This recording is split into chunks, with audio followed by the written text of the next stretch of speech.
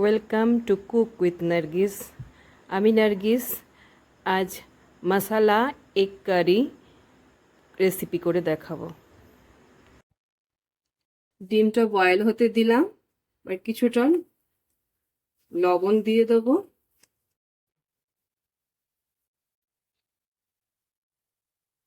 আর একটু ভিনিগার দিয়ে দেব।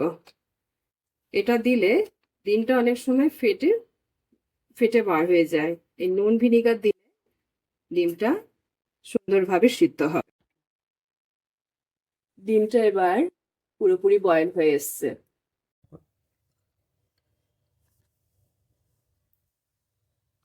আমি এখানে 10টা বয়েল ডিম নিয়ে নিয়েছি। আপনারা আপনাদের ফ্যামিলি মেম্বার অনুযায়ী ডিম নিয়ে নেবেন।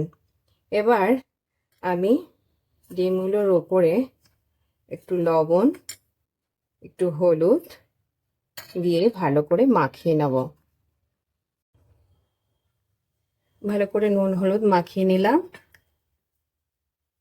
এবারে ডিমগুলোর গায়ে অল্প অল্প এরকম দাগ দিয়ে দেব, যাতে মশলাগুলো ভালো করে ডিমের ভিতরে যায়। তেল গরম হয়ে এসছে, এবার ডিমগুলো হালকা ফ্রাই করে নেব তেলে দিয়ে।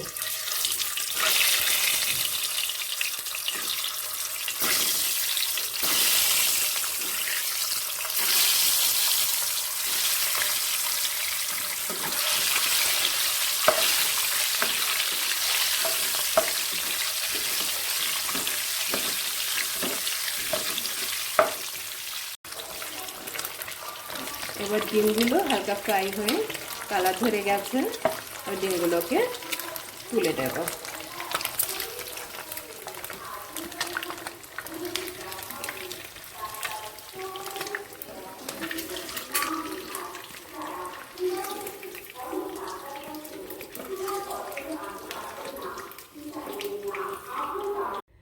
এখন 1.5 চামচের মতো চারমগজ আর 10 থেকে 12টা কাজু মিক্সার গ্রাইন্ডারে দিয়ে গ্রাইন্ড করে নেব।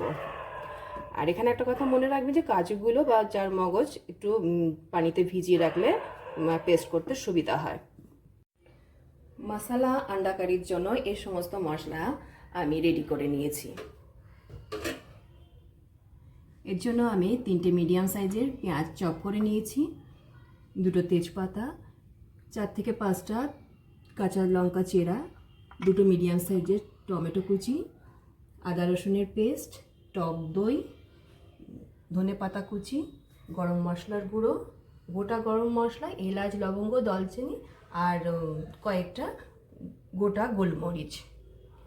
এখানে আছে লাল লঙ্কা আর কাশ্মীরি লঙ্কা। আর এখানে কিছু বেসিক মশলা মানে হলুদ, নুন, ধনের গুঁড়ো, জিরের গুঁড়ো, আর সবশেষে মিক্সার গ্রাইন্ডারে আমি কাজু আর চারমগজ পেস্ট করে নিয়েছি। এখন তেলে 2টো তেজপাতা, গরম মশলা, গোটা গরম মশলা দিয়ে দিলাম, এলাচ, লবঙ্গ, দালচিনি।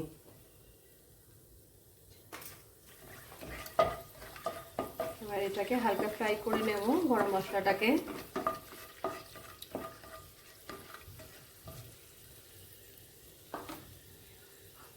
এরপর পেঁয়াজ কুচিটা দিয়ে দেব।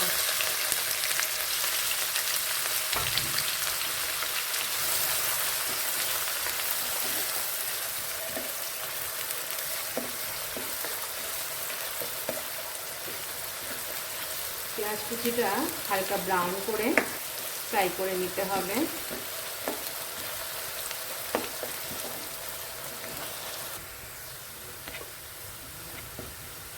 পেঁয়াজটা হালকা ব্রাউন হয়ে এসছে, এবার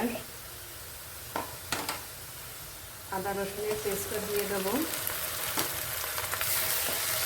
আদা রসুনের পেস্টটা দিয়ে হালকা করে ফ্রাই করে নেব, যাতে আদা রসুনের কাঁচা গন্ধটা না থাকে।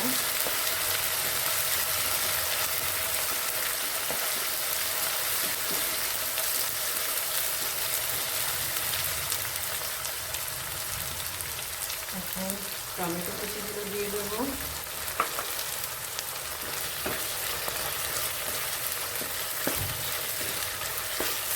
টমেটো কুচি দিয়ে নাড়াচাড়া করে নিতে হবে।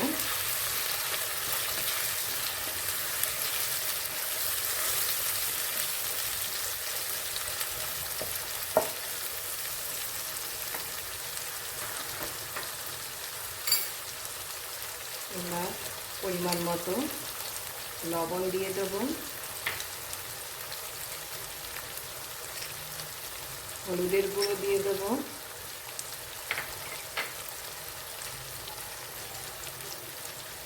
ধনের গুঁড়ো,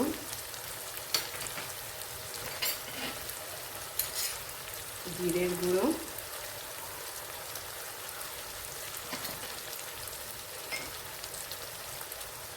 লাল লঙ্কার গুঁড়ো, কাশ্মীরি লঙ্কার গুঁড়ো,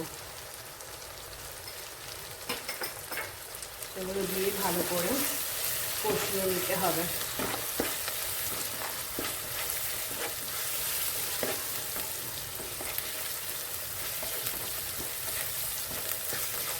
ভালো করে মশলাটা নাড়িয়ে চাড়িয়ে কষিয়ে নিতে হবে। আর অল্প একটু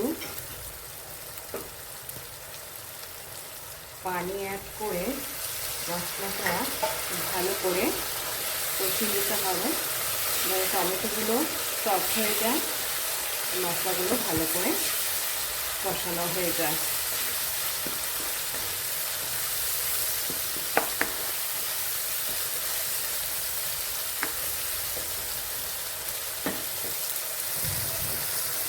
টমেটোটা সফট হয়ে এসছে। এখন টক দইটা ভালো করে ফাটিয়ে নেব।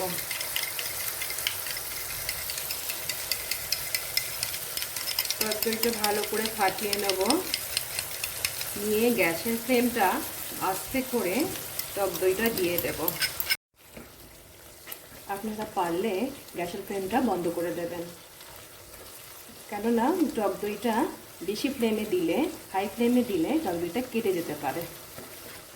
এখন মশলা কষিয়ে তেল বেরিয়ে এসছে, মানে মশলাটা কষানো হয়ে গেছে খুব ভালো রকম। কটা গোলমরিচ দিয়ে দেব, চেরা কাঁচা ঝাল দিয়ে দেব,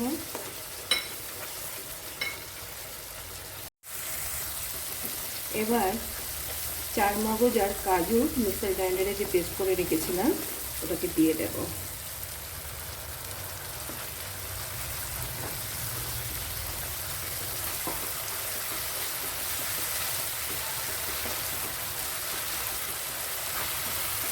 করে কষিয়ে নিয়ে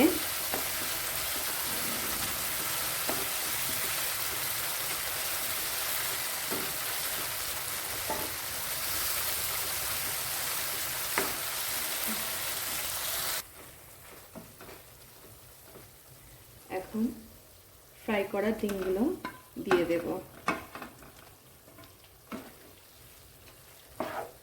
ডিমগুলো ভালো করে মশলার সঙ্গে মিশিয়ে নেব। ডিমগুলোকে ভালো করে মশলার সঙ্গে মিশিয়ে নিতে হবে। ভালো করে মিশিয়ে নেওয়া হয়ে গেছে। এবার 1 কাপ পরিমাণ পানি দিয়ে দেব।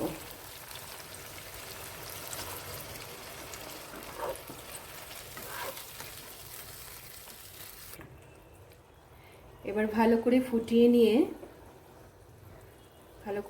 নিয়ে ঢাকা বন্ধ করে 6 থেকে 7 মিনিট কুক করব।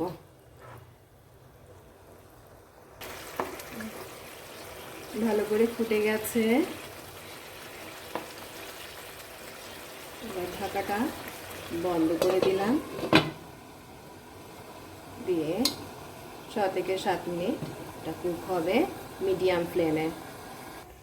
এখন ঢাকাটা খুলে দেখা যাক মশলা এগ কারি কেমন অবস্থায় আছে।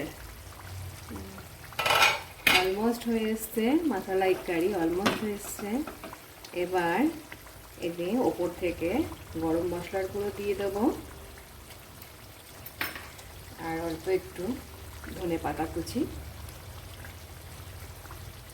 দিয়ে দেব। 1 মিনিটের জন্য এটা দিয়ে একটু ফুটিয়ে নেব।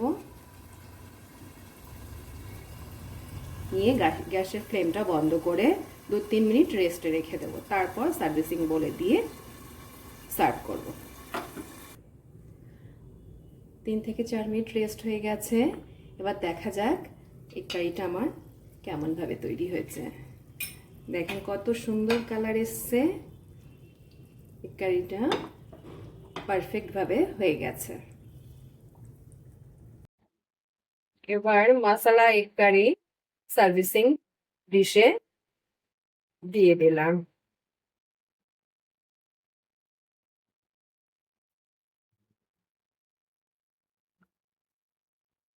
এটা ভাত, রুটি, পরোটা, লুচি সবকিছুর সঙ্গেই পারফেক্ট যাবে।